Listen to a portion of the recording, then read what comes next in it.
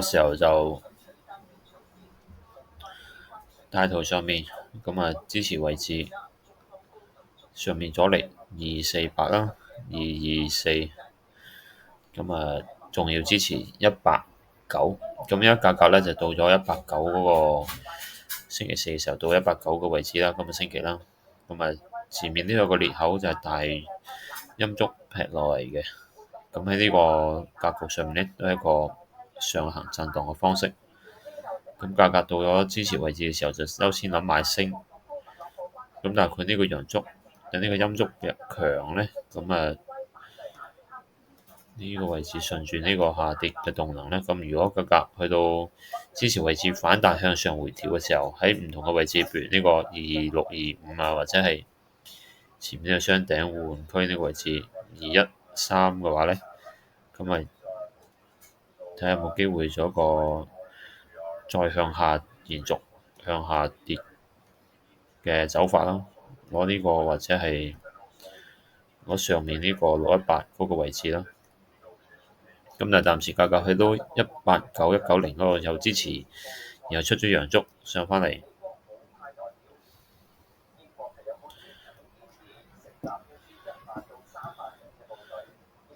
放細啲啦。呢個都係一個上行震盪咁樣嘅形式。之前嗰段上升動能，呢段上升動能嘅話咧，都已經被收復㗎啦。上升趨勢嘅可能性已經係完咗啦。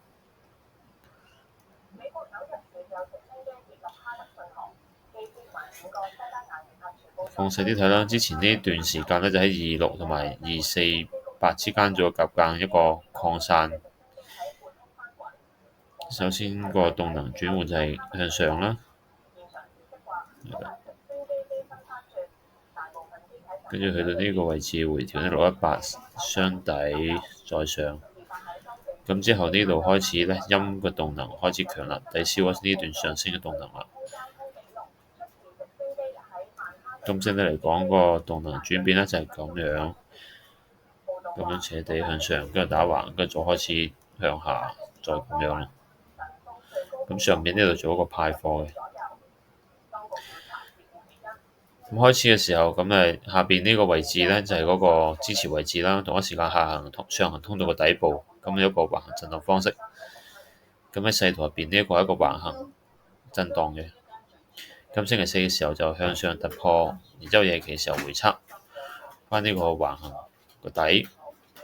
開個時候見到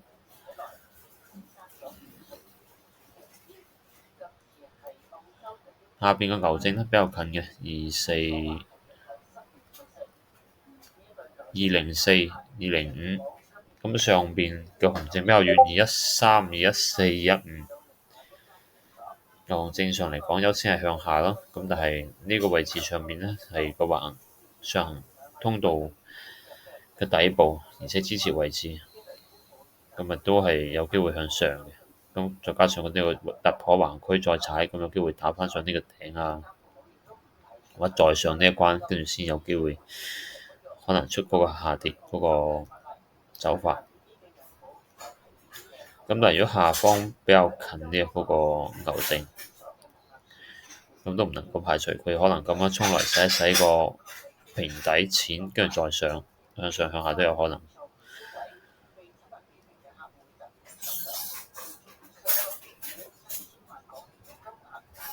開細啲啦，呢度上面有個平頂啦，下邊都有平底。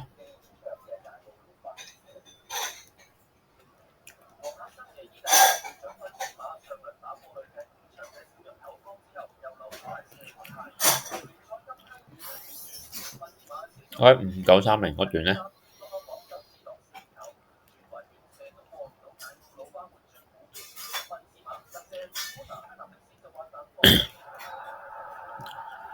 就開出一個橫行嘅，呢個裂口向下，跟住再上返嚟橫行，呢個向下破咗呢個底，點一點呢個支持位置，就急速抽升抽返針上嚟。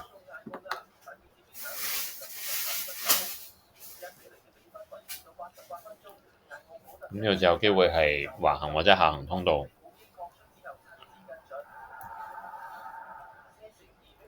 2B 上翻嚟之後，咁啊破咗呢個915個頂部啦，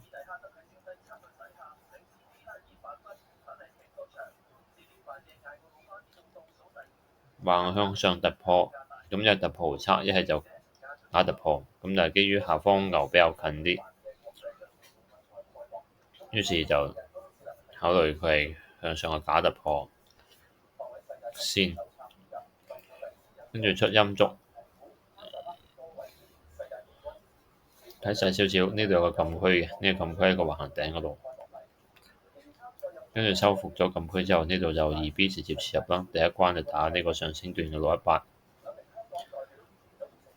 同一時間呢個密集嗰個橫中軸。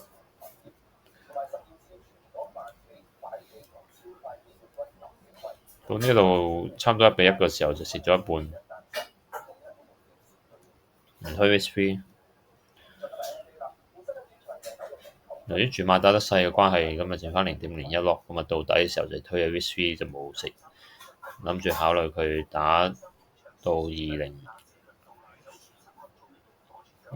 打到啲牛證先至再食嘅。咁由個底部啦，出咗個陽燭啦。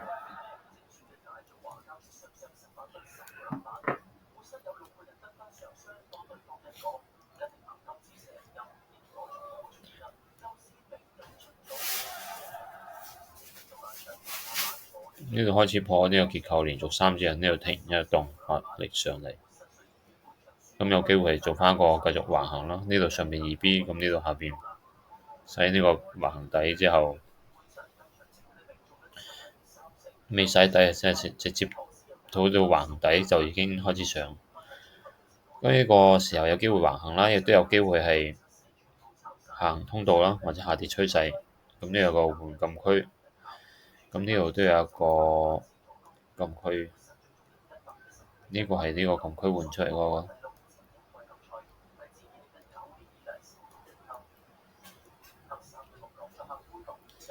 咁但係睇1分鐘度就冇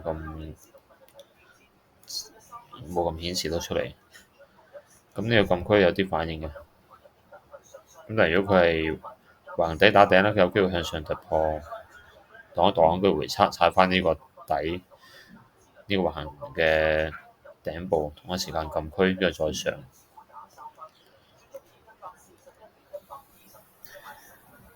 咁呢個再出個逆停動啦，蝕穿咗前面嗰2支陰燭。咁由於呢段下跌動能都強，同埋下方個牛證比較近，咁所以你要考慮見到佢出逆停動咧，就圍到1次入啦。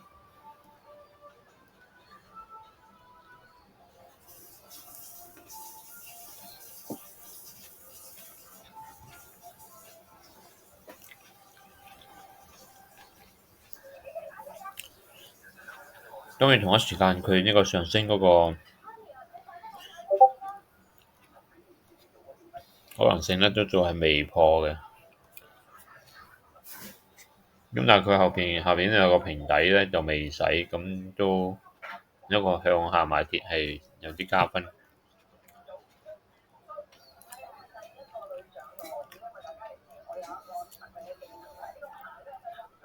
第一個停一停，又踩翻呢個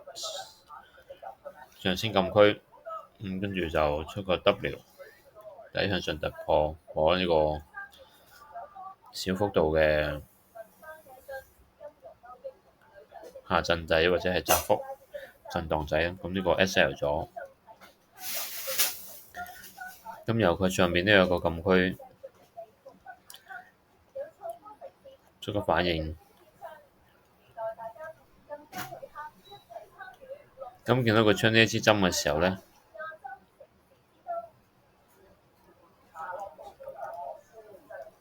佢上突破喺呢度呢個位置有嗰個換嗰個禁區，咁再落，咁呢度就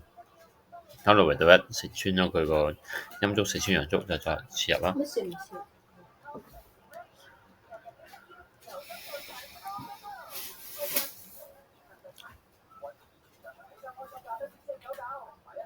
係啦，呢一度切入咗，咁要 SL 嗰時係擺呢個位，咁佢依然仲有機會係橫行嘅，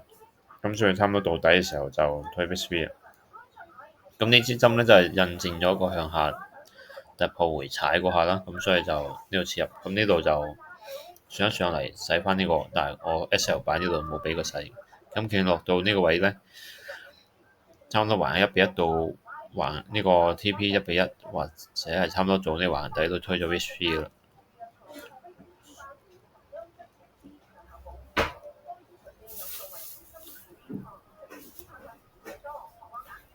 咁啊呢度見到佢有個針洗咗個平底嘅，洗完之後咁啊開始連續有力嘅陽燭啦，一二三上，咁見到個禁區都係同之前呢個位置嗰個區域向上突破回踩踩一踩，咁有機會做橫行啦，因為啲動能上有改變，呢度又連續大力嘅陰燭，跟住開始慢慢呢一段係陽燭多過陰燭，跟住啲落翻嚟。咁呢度嘅陰燭開始已經勢力同埋個斜率已經開始係冇咁急速啦，係偏向咁樣嘅楔形嘅位置。咁然後呢個陽燭上嚟嘅有力破開呢個結構，再做一個停動回踩再上，咁有機會打翻呢個橫頂。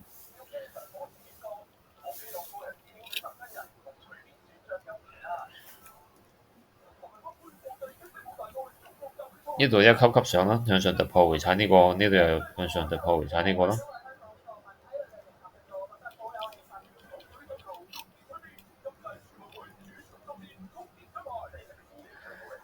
洗一洗呢支針，跟住見到佢喺呢個位置嗰個橫頂部度出咗個雙頂，呢度出咗個雙頂。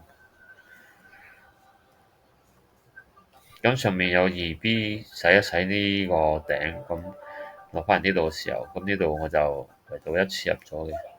咁當然都留意到佢呢段落嚟嘅陰燭係比較細力嘅，咁但係佢下邊個空間同埋一個橫 2B 回測咧，咁都係想向下打。當然知道第一關呢個位置啦，咁就呢度就手支撐位就 SL 咗。之後去到呢個位置嘅時候，就見到個陰燭開始大力啦，同埋呢一段拉升嗰個係似係大力放從終結段。咁啊，直接呢個位置圍到一切入啦。咁啊，TP 擺下邊。咁第一關推 VSV 喺個上升段618嗰個位置，升段618禁區突破區。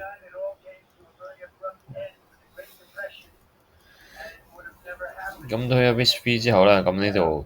再出咗，見到佢有個逆停動啦，夾埋啲睇緊呢個停動，去到呢個禁區突破落嚟嘅位置擋一擋，然之後向咗個換禁區向上突破，再回踩翻呢個禁區再上，又去到呢個橫頂嘅位置嘅時候，一出咗少少陰燭，落翻嚟。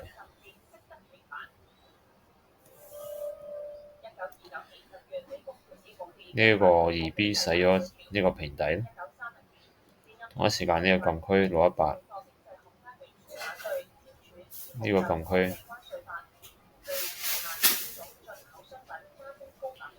洗完之後，啲陽燭就再向上突破啦。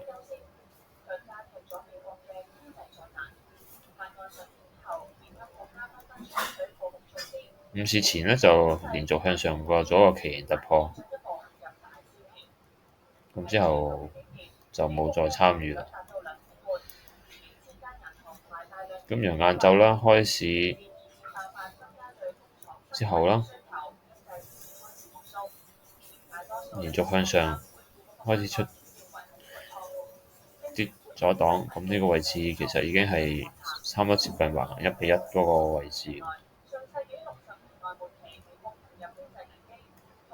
因為如果當呢一段呢個比例嘅話，咁已經到咗個橫行位咯，使咗呢啲錢啦。咁呢個位置個結構嗰度，呢度有個禁區仔，咁但係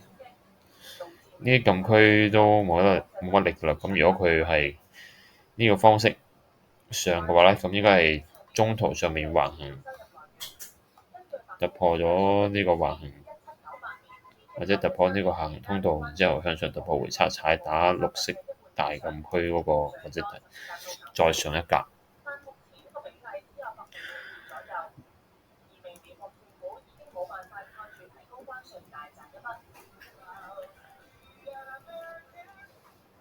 呢度個橫行小橫行啦，向上突破，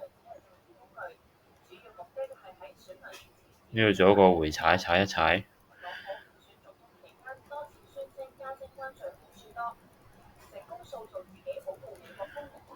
由一路上行震盪嘅方式，或者係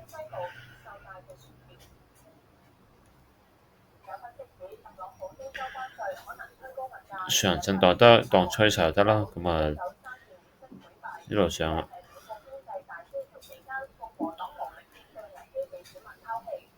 開始變咗動能改變咗，由上斜斜地向上變咗一個橫行長方形。呢度2點半咗開始向下突破，但係突破唔係好大力，咁就破呢個位咯，向下突破啦，呢個禁區收復咗啦，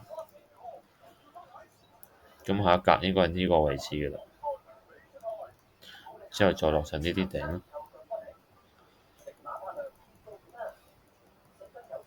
呢度擋一擋，上返嚟，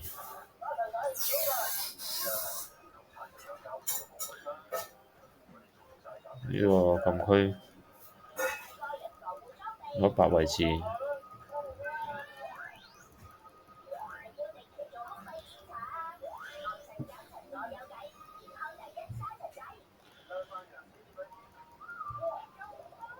做一個窄幅橫行，跟住2點鐘收市就大力向下噴。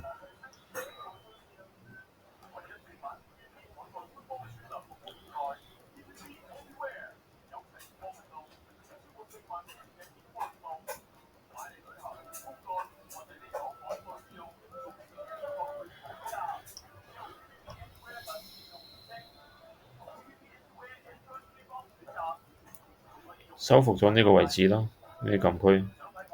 動能抵消咗，之後再向上。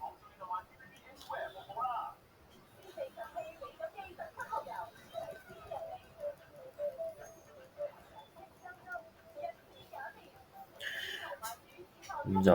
review 翻今朝嘅 trade 啦。咁開始呢度嘅時候咧，咁見到佢915、930橫行啦，佢向下突破呢度冇衝動，冇直接圍到一跟進嘅，因為佢有機會係橫行中途即係 M15嗰度啦，橫行向上突破回測，有機會向上啊。咁寧願等佢清晰啲破開，跑一段出嚟先至再做咯。呢個係比以往做得好嘅地方，同埋呢個可以上可以落個區域咧，咁啊比較保守啲操作。跟住上到嚟上邊嘅時候，咁睇到佢個橫頂洗一洗，有下方嗰個優勢就係個牛證喺度啦，同埋有平底啦，咁啊直接2B 切入咗。又落到嚟呢個時候就1比1食半，比較做得好，比較如果做得好啲嘅地方可以唔食半直接推咗 VCB，跟住落到嚟底嘅時候先食半會更加理想咯。咁又見到呢個位置佢有到100有反應，就圍到一次入，咁啊唔係咁好，因為始終係一個橫行中間嘅速手，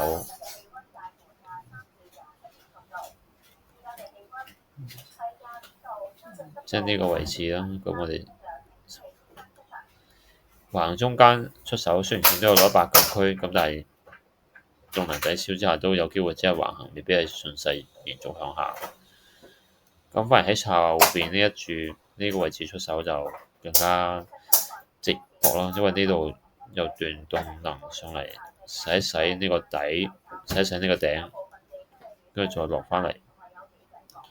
咁同一時間破呢個收復呢個禁區回測。